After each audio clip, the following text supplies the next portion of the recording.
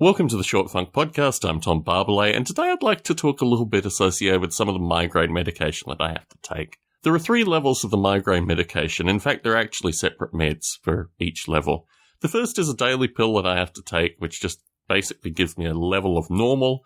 It's actually quite remarkable how successful that's been, but in general, and I'm feeling this currently, I really don't like taking pills on a regular basis. It just makes me feel generally cruddy. We can talk about that in another Short Funk.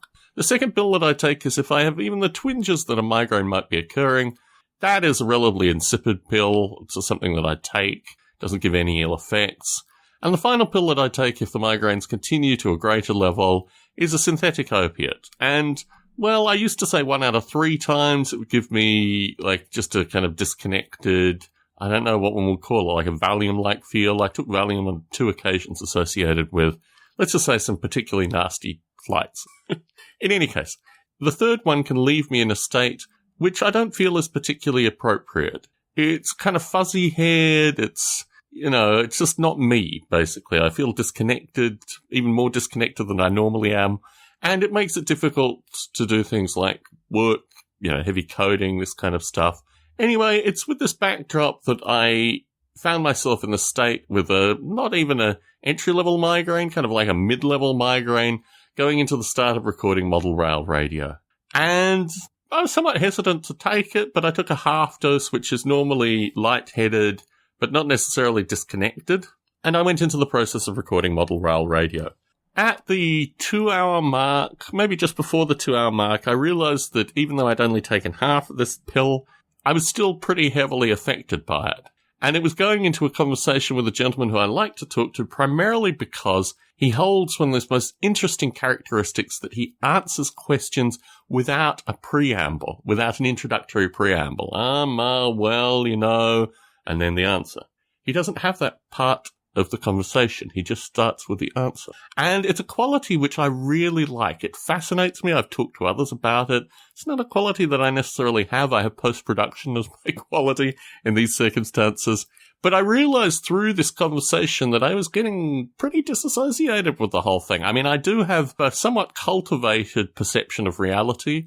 And when I get into these states, I realize it's not that I feel concerned in any way. It's just that I feel I can't present myself in the fashion that I need to present myself. We have a cat who just is very curious and particularly doesn't like being brushed in any way, shape or form.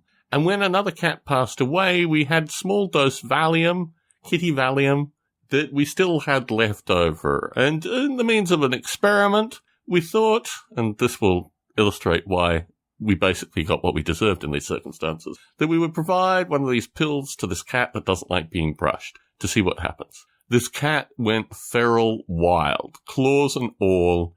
I've never seen anything like it.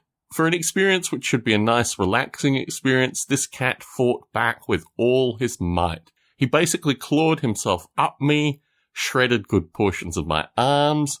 It was surreal because the mental effect of calming him, which he knew obviously was synthetic, made him feel like we were going to kill him, or we were doing something untoward to him, which, to be honest, we really were. We should have never given that cat a light dose of Valium in these circumstances. We should have just put up with what we put up with. But instead, I was left in a bloody mess. I think my wife suffered some scratches as well. And we realized actually, or I did, that the perception that people have through this, fuzzy mind, for want of a better term, is very interesting. There is a group of the population here embodied in our cat that don't like it at all and really fight against it, particularly because the cat gave no consent and all this other kind of stuff. I feel really, having been shredded by this creature, the morality of what we did was clearly bad, but we suffered serious punishment for doing this thing. So when I was talking to this gentleman on model rail radio, I thought the conversation was going nowhere. I felt like I was interrupting him, just being generally stupid. And a few days went by and I received an email from him. It was incredibly pleasant. Showed photos of his layout, talked a lot about how he really enjoyed model rail radio and thanked me for doing it in this format. And I thought, I wonder what his perception of the conversation was. Because my perception of the conversation was that I was kind of bleary-eyed, not making any sense, didn't really have a clue what was going on. And this guy clearly found some kinship through this conversation, which is very strange. it indicates quite clearly that one's perception of a conversation is never the perception of another party. And through this interesting process, we wander through the world trying to communicate desperately with others. Sometimes we succeed, sometimes we fail. Tom Barbalet in San Jose, signing out.